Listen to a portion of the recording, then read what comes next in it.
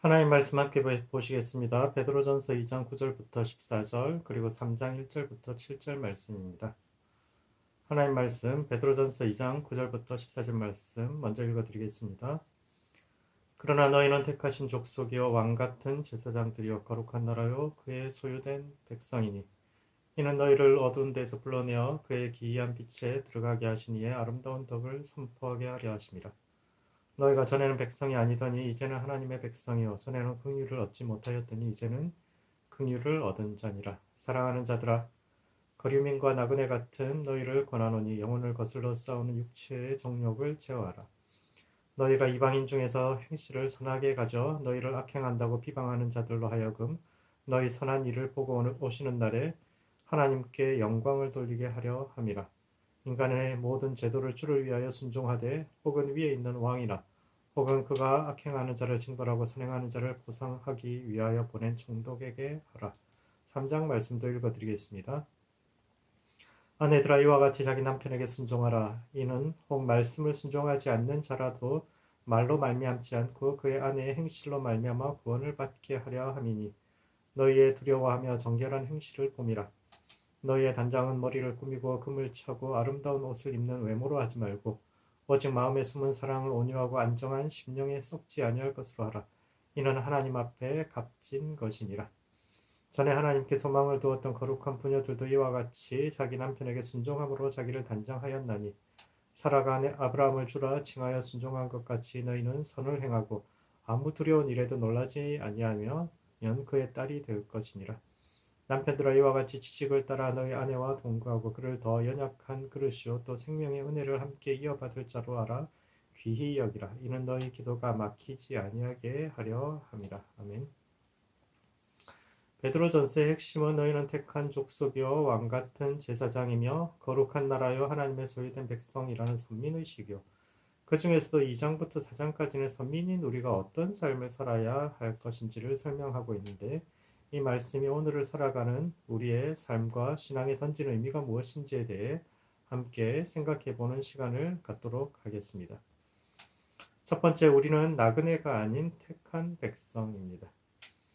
베드로는 나그네 된 그 시대 백성들에게 육체의 성욕을 제어하고 모든 제도를 주를 위해 순종하라고 하는데 이는 첫 번째, 디아스포라 된 이스라엘 백성들의 힘겨운 삶을 반영하고 있습니다. 오늘날 나그네나 여행이란 말은 매우 낭만적인 단어로 들립니다. 직장인들에게 휴가 때 하고 싶은 일, 뭘 하고 싶으냐고 물어보면 그 항상 1순위가 여행에 꼽힐 정도로 익숙하지 않은 낯선 곳을 가본다는 것은 삶에 활력을 주는 멋진 경험처럼 여겨지지만 치안이 안정되지 않고 외부인에 대해 부정적인 분위기였던 고대 사회에서 여행은 결코 낭만적인 것이 아니요 그 시대의 나그네와 여행자는 자기 땅이 없어서 먹고 살기 위해 남의 땅을 기웃거릴 수밖에 없는 경계선 바깥에 속한 이들을 일컫는 말입니다. 당시에는 대부분의 사람들이 자기가 태어난 곳에서 평생을 살다가 죽는 것을 행복으로 여겼던 시대요. 그리고 100년, 200년을 이어서 한 장소에서 살던 이들 사이에는 깊은 연대의식이 존재하던 때입니다. 그 시대 사람들에게 땅이란 언제든 떠날 수 있는 곳이 아니라 각자의 삶의 의미를 부여하는 어머니 같은 존재요. 그런 점에서 뿌리 내릴 땅이 없는 사람들이 가장 불행한 이들이었습니다. 그리스에서 도시의 시민권을 가진 사람들의 모임을 에클레시아라고 불렀는데 오늘날 우리는 이 단어를 교회로 번역하지만 사실은 시민권자들의 모임을 뜻하는 말입니다. 그리고 시민권자라는 것은 도시가 위기에 처했을 때 그 도시를 지키기 위해서 이름이 에클레시아의 말 뜻 자체가 이제 부르심을 받은 사람들, 이름이 불려진 사람들, 호명된 사람들을 뜻하는데 그 호명되는 이유는 도시를 지키기 위해서 이름이 불려지는 것을 뜻하고 당시 사람들에게 전쟁에 소집된다는 것은 어쩔 수 없이 해야 하는 어떤 의무가 아니라 아무에게나 허용되지 않는 고귀한 특권이요. 오히려 부르심 받지 못한 이들이야말로 땅 지켜야 할 땅도 없는 이들. 그래서 세상을 유랑하고 나그네로 살아야 하는 뿌리도 없고 근본도 없는 존재가 되는데 베드로의 편지를 수신한 사람들이 바로 그런 이들입니다. 베드로는 디아스포라 즉 나그네 된 흩어진 성도들에게 편지하는데 여기서 나그네란 남의 땅에 빌붙어 살던 떠돌이 보찜 장수들을 뜻합니다. 그들은 시민권이 없기 때문에 땅을 가질 수도 없고 기술을 배울 수도 없기 때문에 남들이 가지 않는 시골을 전전하면서 물건을 팔았는데 우리는 흔히 유대인들이 서양 사회의 상업 네트워크를 장악하고 부를 좌지우지한 것만 생각하지 사실 그 네트워크의 본질이 무거운 짐을 지고 지도에도 나와 있지 않은 시골 구석구석을 다니며 평생을 길 위에서 살았던 수많은 나그네들의 삶에 기초해 있다는 것에 대해서 잘 알지 못합니다. 그런 점에서 당시의 나그네란 경계선 바깥에 위치한 하찮은 이들이라는 뜻인데 베드로는 그들에게 우리도 에클레시아 즉 부르심 받은 이들의 모임이라고 이야기했고 그 단어가 오늘날 교회가 됩니다. 우리는 이 땅에서 쫓겨난 이들, 버림받은 이들이 아니라 오히려 하나님께서 불러서 새로운 나라의 시민으로 불러주신 이들이다. 비록 이 땅에서는 우리는 세상이 정의하는 도시의 울타리 바깥에 밀려나 있지만 하나님께서 친히 우리의 울타리가 되어 주시고 하나님은 막힌 담을 열어서 전 세계를 하나의 나라로 만드는 분이요. 우리는 그 하나님을 섬기는 백성으로 서로가 연결된 하나의 몸이라는 사상은 경계선 밖으로 밀려나 나그네 되었던 그 시대의 이스라엘 백성들에게 큰 위로가 되는 가르침이었습니다. 두 번째, 새로운 신분에 걸맞는 삶을 살아야 합니다. 사람은 정체성, 즉 스스로를 어떤 존재라고 생각하느냐에 따라서 삶이 달라집니다.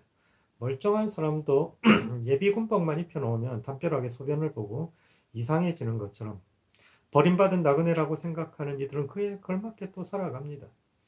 베드로는 영혼을 거슬러 싸우는 육체의 정욕을 제어하라고 말하는데 이는 그들이 그만큼 유혹에 많이 노출되어 있었다는 뜻입니다. 아무래도 가정을 떠나 평생을 길 위에 살다 보니까 쉽게 유혹에 넘어가고 그래서 가정이 깨어지면서도 이것이 다 나그네 됐기 때문이다. 내 운명이 그래서 그렇다. 나는 그래도 가족을 위해서 희생하려고 했는데 라는 자기 위로와 변명 속에 있었는데 그것을 버리고 새로운 정체성에 걸맞게 살라는 뜻입니다. 나아가 베드로는 모든 제도를 순종하고 왕과 총독들을 존대하라고 이야기하는데 여기서 모든 제도란 불의한 제도입니다. 시골을 다니면서 물건을 파는 그들에게 있어서 가장 두려운 존재는 강도나 도둑 같은 자들이 아니라 영주들입니다. 제가 96년 초에 캄보디아에 선교 여행을 간 적이 있는데 그때 선교사님께서 처음 하셨던 말씀이 경찰이 여권 보여달라고 한다고 절대 주지 말라는 겁니다. 경찰 월급이 프놈펜에 한 달 집세도 안 되니까 외국인들에게 돈을 뜯기 위해서 혈안이 되어 있기 때문에 여권 넘겨주면 큰일 난다는 겁니다. 이와 같이 과거에도 영주와 군인들은 합법적인 도둑으로 나그네들에게 가장 큰 위협거리였습니다. 영지마다 세금이 다르고 영주들은 시시때때로 새로운 세금을 만들고 세율을 바꿉니다. 뿐만 아니라 소돔 같은 경우는 마을 사람들이 나그네들의 물건을 한 줌 집어가도 그건 뭐 괜찮다. 이런 판례까지 있으니까 너무너무 잘못된 제도 때문에 고통받고 있었는데 왜 베드로는 그런 제도에도 순종하라고 이야기했을까요? 잘못된 제도는 순종하는 것이 아니라 오히려 싸워야 될 대상이 아닐까요? 잘못된 제도에 순종한다는 것은 불의에 암묵적으로 동의하는 것이요. 정의로운 하나님을 섬기는 이들이라면 오히려 그러한 불의한 세상과 싸워서라도 잘못을 바로잡는 것이 옳지 않을까요? 그런데 왜 베드로는 모든 제도에 대해서 순종하라고 이야기했을까요?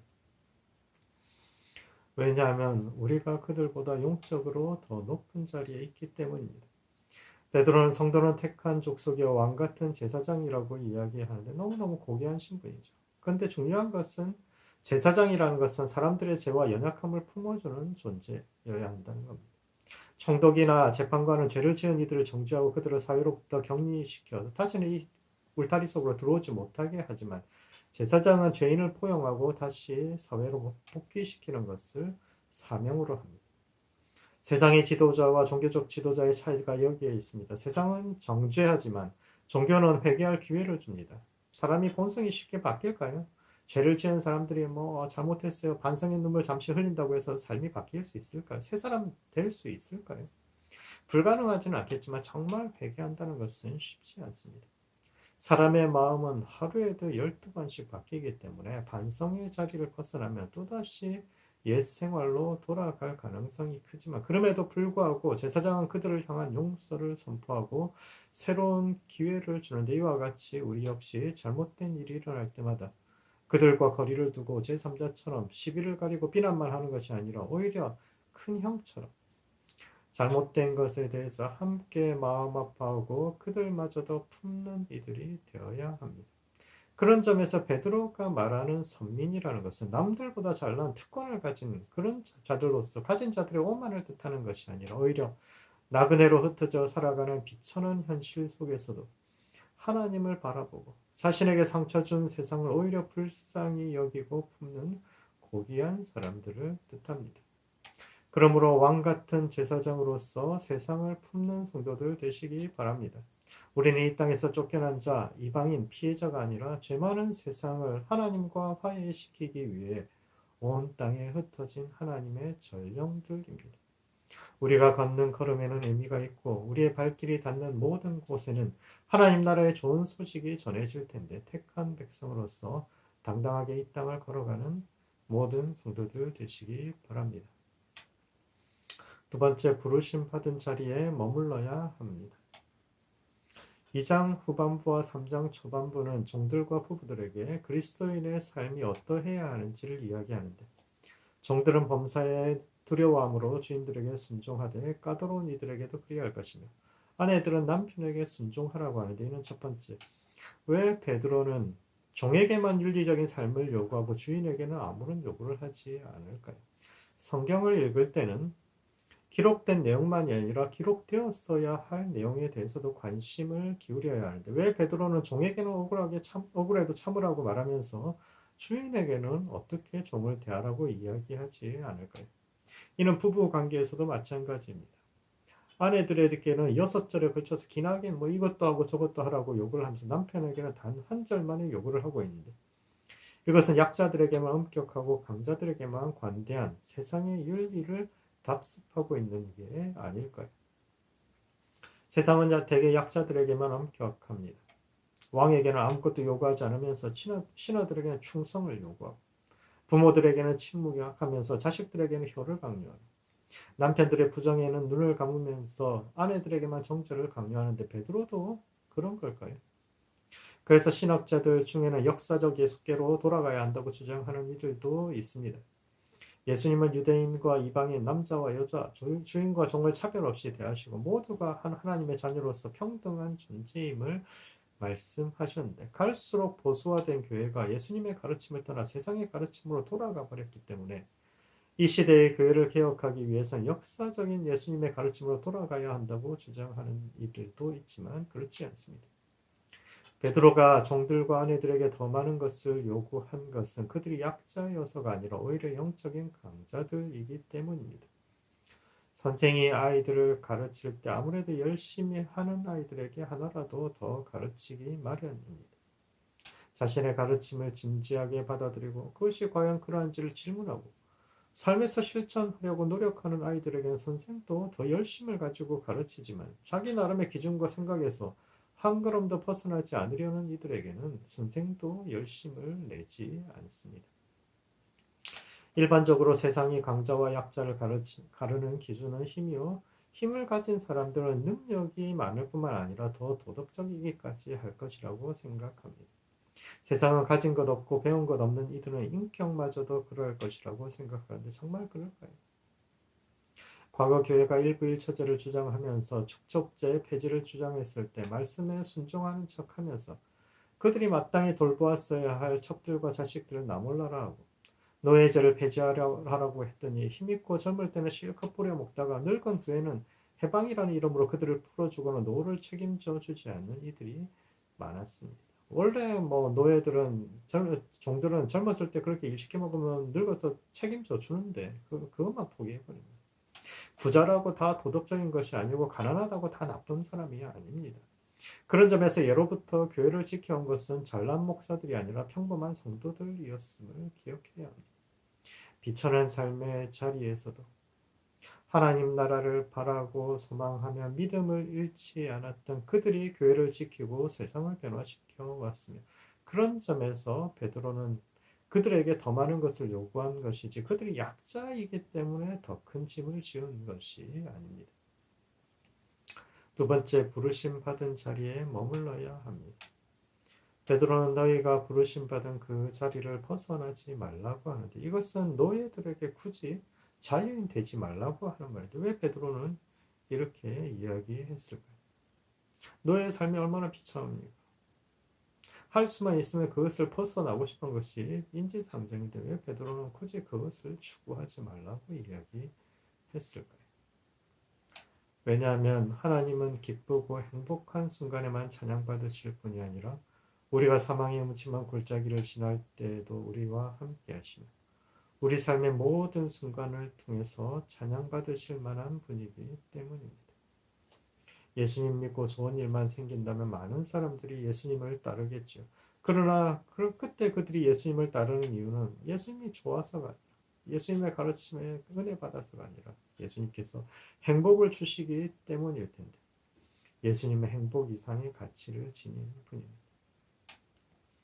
흔히 부르심을 소명이라는 단어나 직업과 동일시하지만 은밀한 의미에서 부르심은 예수님께서 우리를 만나 주신 삶의 자리를 뜻하고 부르심대로 산다는 것은 그 삶의 자리를 지키며 살아가는 것을 뜻합니다.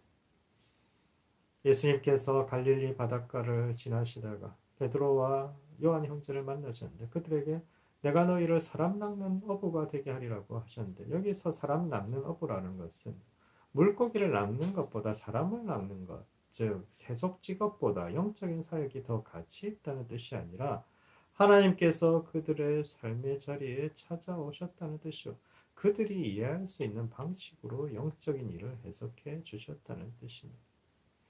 하나님은 어부인 그들이 가장 잘 이해할 수 있는 방식, 즉 고기잡이에 비추어서 하나님 나라를 설명하셨는데 이것은 하나님 나라라는 것은 높은 양반네들이나 지혜 있는 사람들, 뭐 많이 배운 사람들, 그런 사람들만 하나님 나라를 위해서 살 수 있는 것이 아니라 평범한 사람들이 일상에서 고기를 낚듯이 죽음의 바다에서 사람을 건져내는 누구나 할 수 있는 일이라는 의미에서 설명하신 겁니다. 따라서 부르심이라는 것은 특별한 영적인 직업이 있다는 뜻이 아니라 부르심 받은 자기 삶의 자리에서 영적인 삶을 살아내는 것이 어떤 것인지를 고민하는 데 있습니다. 사도들처럼 다이나믹한 삶을 살면서 온 세계를 다니고 놀라운 기적과 이적을 행하면서 복음을 전파하는 사람들도 있지만 자신의 자리를 지키면서 아무것도 없는 현실, 심지어 노예 생활 속에서도 하나님의 은혜를 증거하는 이들이 있어야 합니다. 현재의 자리를 벗어나 해방되었을 때만 하나님을 찬양할 수 있다면 그 하나님은 성공의 하나님이며 빛의 하나님이지만 아무것도 없는 캄캄한 밤에도 찬양받을 수 있는 분이라면 그분이야말로 만물의 주인이 온 세상의 주님이 되시는데 초대교회가 그토록 놀라운 열매를 맺을 수 있었던 것은 이와 같이 자신에게 주어진 삶의 자리를 지켜낸 수많은 무명의 그리스도인들이 있었기 때문입니다. 그러므로 부르심 받은 자리에 머무는 성도들 되시기 바랍니다. 기쁘고 행복한 순간만이 아니라 힘들고 고통스러운 순간에도 하나님을 하나님으로 찬양하며 그분의 이름을 영화롭게 하는 모든 성도들 되시기 바랍니다. 말씀을 정리하겠습니다. 베드로 전서는 너희는 택한 족속이여 왕같은 제사장이라는 그리스도인의 새로운 정체성을 어떻게 삶에서 실천해야 할지를 이야기하고 있는데 첫 번째 나그네의 정체성을 버리고 택한 백성의 정체성을 가져야 합니다. 하나님은 우리의 울타리가 되어 주시는 분입니다.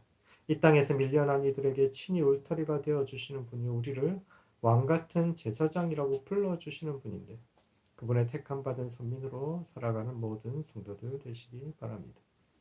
두 번째, 부르심 받은 자리에 머물러야 합니다. 기쁘고 행복한 순간만이 아니라 사망의 음침한 골짜기를 지날 때에도 하나님을 영화롭게 하여 참 신앙이 무엇인지를 세상에 증거하는 모든 성도들 되시기 바랍니다. 기도하시겠습니다. 기도하신 때는 삶의 모든 순간에 하나님을 영화롭게 하는 성도들 될 수 있도록 우리 자신을 위해서 기도합시다. 행복하고 즐거운 순간만이 아니라 사망의 음침한 골짜기를 지날 때도 하나님을 찬양하는 성도들 될 수 있도록 자신을 위해서 기도하시고 두 번째는 택한 백성으로서의 정체성을 가지고 살아가는 성도와 교회 될 수 있도록 서로를 위해서 기도하시겠습니다.